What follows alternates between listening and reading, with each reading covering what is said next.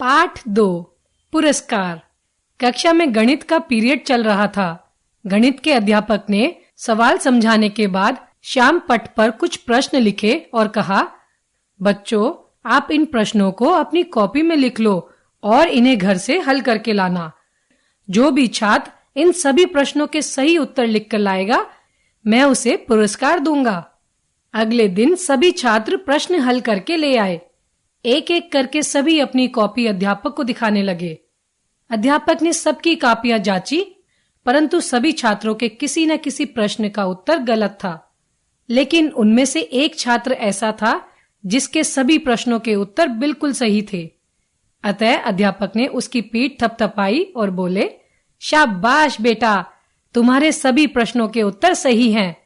कक्षा के सभी छात्रों को तुमसे शिक्षा लेनी चाहिए और तुम्हारे जैसा बनना चाहिए। मुझे तुम पर गर्व है। मैं तुम्हें पुरस्कार अवश्य दूंगा और विद्यालय के प्रधानाचार्य से भी कहूंगा कि वे भी तुम्हें पूरे विद्यालय में सम्मानित करें। नहीं सर, मैं पुरस्कार नहीं बल्कि दंड का अधिकारी हूँ, क्योंकि इनमें से 2 प्रश्न मैंने अपने भाई से पूछकर हल किए हैं। अतएव आप मुझे दंड दीजिए। ये कहकर वह छात्र रोने लगा।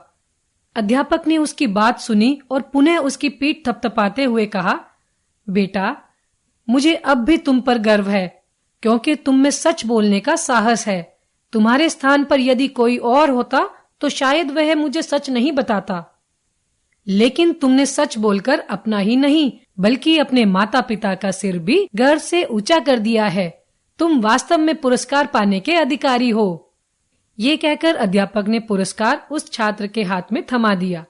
सभी बच्चों ने उस छात्र के लिए जोर जोर से तालियां बजाई। जानते हो बच्चों, वो छात्र कौन था? वह थे गोपाल कृष्ण गोखले, जो बड़े होकर महात्मा गांधी के राजनीतिक गुरु बने।